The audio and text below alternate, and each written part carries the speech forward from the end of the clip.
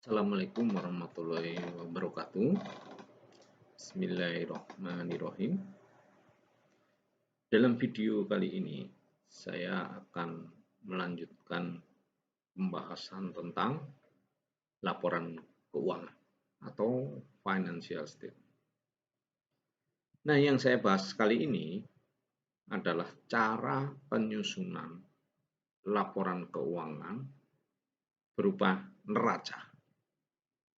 Ya.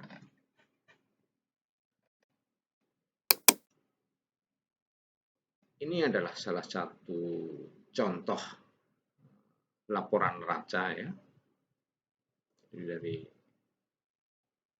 aktiva atau liabilities, kemudian jumlah aset, jumlah liabilities, tidak ada balancing. Ya, ini bagaimana kita sekarang mau menyusun seperti ini. Bentuk dari suatu laporan keuangan neraca. Nah, sebelum saya lanjutkan tentang penyusunan laporan keuangan neraca, ini adalah salah satu aktivitas cara penyusunan laporan keuangan, di mana tahapannya, ini khususnya bagi seorang account officer atau relationship manager. Karena biasanya data-data yang diperoleh itu, khususnya nasabah UMKM, itu baru berupa catatan keuangan atau transaksi. Sehingga belum dalam bentuk susunan laporan keuangan.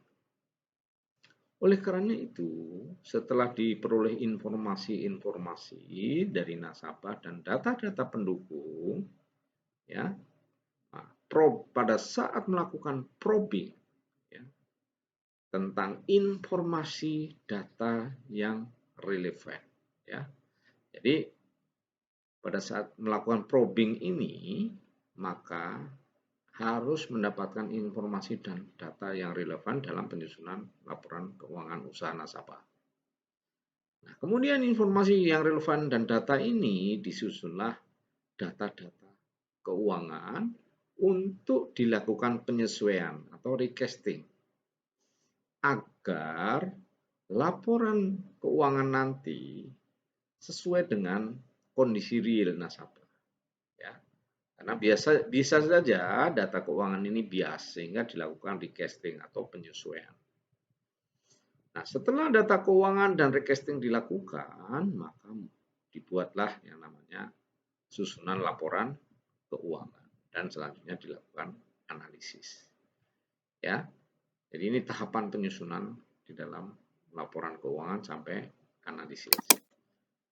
Nah, kemudian apa sih yang dimaksud dengan neraca? Ya, kalau simbolnya ini adalah suatu timbangan, ini harus ada balance ya, antara aset dan liabilities.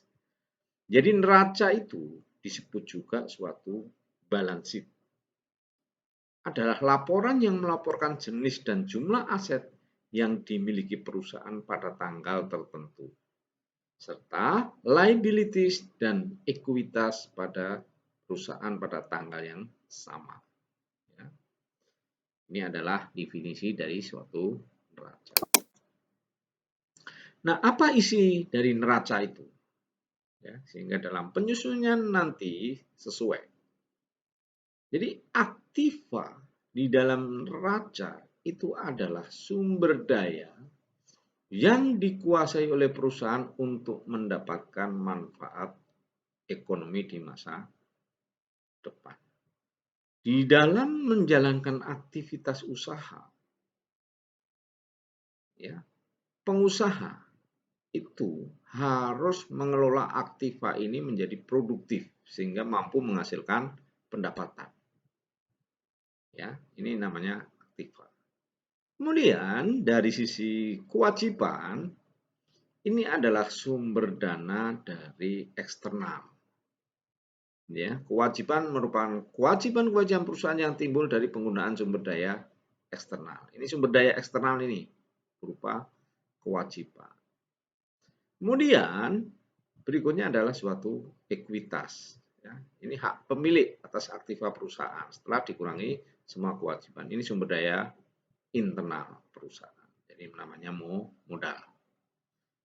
Kemudian yang dimaksud aktiva ya, itu dibedakan di dalam dua ya, berdasarkan tujuan kepemilikannya. Yang pertama adalah aktiva lancar atau current asset dan aktiva tidak lancar atau aktiva tetap atau non-current asset. Nah, isi daripada aktiva itu antara lain berupa kas, piutang, persediaan, bangunan, mesin, dan kendaraan di dalam suatu usaha. Inilah yang kita susun nih di dalam bentuk suatu neraca aktiva.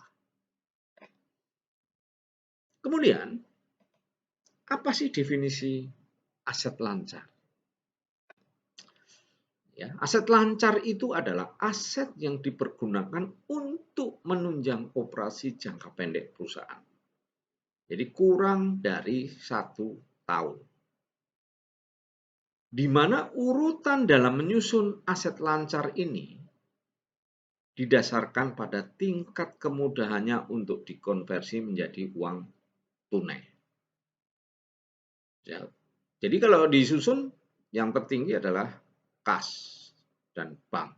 Jadi uang nasabah yang ada di bank berupa giro, gitu ya.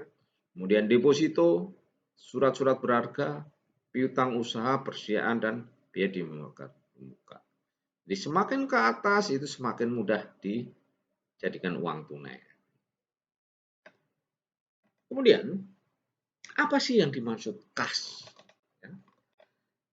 Jadi kas dan bank itu adalah uang tunai yang disimpan di kantor dan uang tunai yang disimpan di bank dalam bentuk giro. Jadi setiap usaha itu pasti ada kas ya, yang ada disimpan di kantor dan dalam bentuk giro yang ada di bank. Kemudian deposito adalah dana perusahaan yang disimpan di bank dalam bentuk deposito berjangka waktu untuk jangka waktu maksimal 1 tahun. Karena ini dicatat sebagai aset lancar. Kemudian surat berharga atau marketable securities itu adalah promissory note, saham, obligasi yang dapat diperjualkan di pasar uang atau bursa, surat berharga sehingga dapat diuangkan kembali dalam jangka pendek. Kemudian piutang dagang atau account receivable. Ini adalah tagihan kepada para pembeli atau pelanggan, ya. Jadi account receivable itu adalah tagihan kepada para pembeli atau pelanggan yang jatuh tempo dalam jangka pendek. Kemudian persediaan atau inventory. Ya, inventory itu bisa berupa bahan baku, di mana nanti saya jelaskan industri seperti apa dan perdagangan seperti apa. Ya, ini adalah bahan baku, barang dalam proses, barang jadi atau bahan bantu. Kemudian prepaid expense atau bayar di muka. Ini dana yang dikeluarkan oleh perusahaan untuk membayar suatu transaksi yang masa manfaatnya tidak habis dalam periode tahun yang bersangkutan. Nah, ini adalah perusahaan ya. Bedanya persediaan ya, maksudnya persediaan antara perusahaan dagang dengan manufaktur. Persediaan atau stok di dalam perusahaan dagang itu adalah barang jadi atau merchandise inventory. Ya, sudah langsung berubah barang jadi. Karena tanpa ada perubahan bentuk maupun fungsi. Jadi sama ini. Jadi persediaan di perusahaan dagang itu berupa barang jadi. Kemudian kalau persediaan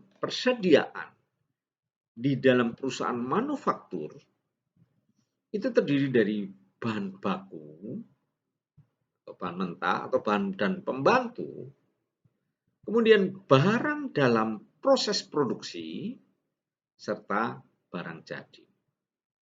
Ini adalah persediaan dari perusahaan manufaktur atau industri.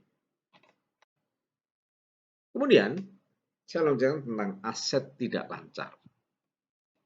Jadi aset tidak lancar ini aset yang likuiditasnya lebih dari 1 tahun. Aset tidak lancar ini terdiri dari aset tetap, aset tidak berwujud, atau intangible aset, dan aset tidak lancar lainnya. Jadi fungsi aset tidak lancar ini atau aset tetap ini adalah untuk mendukung di dalam proses bisnis dalam pengelolaan aktiva lancar. Ini likuiditasnya lebih dari 1 tahun karena biasanya ini berupa gedung, mesin, dan sebagainya. Kemudian yang namanya fixed asset atau aktiva tetap itu aktiva yang dipergunakan untuk menunjang operasional perusahaan dan tidak untuk diperjualbelikan. Ini harus digarisbawahi. Ya. Jadi fixed asset itu hanya untuk mendukung di dalam bisnis dan pengelolaan aktiva lancar sehingga aktiva tetap ini tidak diperjualbelikan. Ya. Kemudian aktiva tetap dicatat dengan harga perolehan, di mana setiap tahun nilai aktiva tetap akan mengalami penurunan nilai atau depresiasi. Sedangkan untuk tanah tidak mengalami depresiasi, kecuali tanah pertambangan yang mengalami penyusutan dengan istilah depresi. Nah, jenis-jenis aktiva tetap antara tanah, bangunan, mesin, kendaraan, dan sebagainya. Nah, ini pola perhitungan depresiasi itu ada straight line, sum of the year, digit method, ya double declining, dan biasanya menggunakan straight line method. Nah, ada juga aset tidak lancar berupa intangible asset atau aktiva tidak berwujud, aset yang dapat diidentifikasikan tanpa wujud fisik. Contohnya goodwill, ya, suatu aset yang mencerminkan manfaat ekonomi masa depan yang timbul dari aset lainnya yang diperoleh dalam kombinasi bisnis yang tidak dapat diidentifikasi secara individual dan diakui secara terpisah. Kemudian merek dagang, royalti, biaya praop, dan franchise. Aktiva tidak berwujud ini setiap tahun mengalami amortisasi. Kemudian aset lainnya, aset aktiva tetap lainnya, komponen aktiva perusahaan yang tidak dapat diklasifikasikan, baik sebagai aktiva lancar, aktiva tetap, maupun aktiva tidak berwujud. Ya, misalnya piutang karyawan lebih dari 1 tahun, ya, deposito yang dijaminkan, itu masuk other asset. Nah, apa sih aktiva tidak lancar itu? Kenapa mengalami penurunan nilai secara periodik karena pemakaian atau penyusutan? Ya, jadi ini masalah depresiasi. Depresiasi atau penyusutan dalam akuntansi adalah alokasi sistematis jumlah yang dapat disusutkan dari suatu aset selama umur manfaatnya. Ya, tadi kita sampaikan ya. Nah, apa sih bedanya depresiasi dan amortisasi? Jadi kalau amortisasi itu adalah expenses intangible asset. Ya, jadi direct reduce the asset in the balance sheet. Ya, the intangible ini. Tapi kalau depresiasi itu adalah biaya tangible asset. Jadi ini tangible yang dapat dilihat dari apa? Ya kayak gedung, mesin itu tangible asset. Namanya depresiasi. Tapi kalau kayak goodwill ya, itu semua royalty itu menggunakan amortisasi. Ya. Indirectly reduce the asset via an accumulated depreciation account. Ya, ini depresiasi. Kemudian ini contoh suatu perhitungan penyusutan menggunakan metode straight line. Ini misalnya tarif penyusutan ya 100% bagi 5 tahun masa manfaat 20% gitu ya. Contohnya misalnya sebuah kendaraan dibeli sebesar 12,5 juta include baik nama, nilai sisa residu 1,5 juta. Umur diberikan 5 tahun. Nah, biaya penyusutannya 20% kali ini. Ya kira-kira seperti inilah. Kemudian, ini adalah struktur aktiva tadi ya. Ada aktiva lancar, aktiva tetap. Ya, ini isinya, komponennya ya, berdasarkan urutan yang mudah dicairkan dalam bentuk tunai. Oke, saya lanjutkan. Nah, sekarang Apa sih liabilities? Jadi liabilities adalah suatu kewajiban di mana ada yang berupa jangka pendek atau current liabilities dan jangka panjang atau non-current liabilities. Nah, liabilities jangka pendek ya itu adalah liabilities atau kewajiban yang jatuh tempo kurang dari 1 tahun. Contohnya pinjaman bank jangka pendek, ya, short term bank debt. Kemudian long current portion to long term debt atau porsi jangka panjang yang akan jatuh tempo kurang dari 1 tahun, CPLTD. Kemudian utang dagang, utang pajak, beban yang masih harus dibayar atau accrued expense, dan utang jangka pendek lainnya. Nah, pinjaman liability jangka pendek itu contohnya pinjaman bank jangka pendek. Pinjaman bank yang jangka waktunya kurang dari 1 tahun. Umumnya adalah pinjaman modal kerja. Ya, ini pembiayaan modal kerja itu adalah pembiayaan jangka pendek. Nah, kalau porsi jangka panjang yang akan jatuh tempo kurang dari 1 tahun, CPLTD adalah cicilan pokok pembiayaan bank atau pihak ketiga lainnya yang akan dibayarkan pada tahun berikutnya. Utang dagang adalah untuk utang pembelian bahan baku, bahan pembantu, atau utang lainnya dalam rangka proses produksi dan jasa. Kalau utang pajak kepada pemerintah yang harus melunasi selama tahun berjalan. Demikian juga beban yang masih harus dibayar. Ya, kewajiban beban yang telah terjadi tapi belum dibayar. Belum jatuh tempo pada akhir periode yang bersangkutan. Contoh utang gaji, utang komisi, dan utang. Nah, kemudian kalau kita lihat bahwa kewajiban perusahaan yang timbul dari penggunaan sumber daya eksternal, ya ini adalah ya kewajiban dengan sumber daya eksternal. Ya. Berdasarkan umur, kewajiban jatuh tempo ada kewajiban jangka pendek, kewajiban jangka panjang. Sumber daya eksternal itu bisa dari supplier yang namanya hutang dagang atau bisa dari perbankan ya atau pembiayaan bank. Ini contoh liabilities jangka panjang ya, sedangkan kalau liabilities jangka panjang itu adalah non current liabilities di mana kewajiban yang jatuh tempo lebih dari 1 tahun. Misalnya pinjaman bank jangka panjang untuk investasi biasanya, utang pemegang saham, obligasi, atau utang jangka panjang lainnya. Pinjaman bank ini biasanya untuk pinjaman investasi, ya, lebih dari setahun. Utang pemegang saham biasanya pinjaman dari pemegang saham untuk kegiatan operasional usaha. Pinjaman pemegang saham biasanya disebut disubordinasi. Obligasi jangka panjang itu surat utang jangka panjang. Nah ini contoh komponen dalam pasif atau liabilities yang berupa liabilities jangka pendek, liabilities jangka panjang, dan ini merupakan sumber daya yang berasal dari eksternal. Kemudian kita bahas yang terakhir adalah ekuitas. Ya. Ekuitas itu terdiri dari modal di store atau paid up capital, di mana jumlah modal yang telah distorkan oleh pemegang saham ke perusahaan. Kemudian agio saham.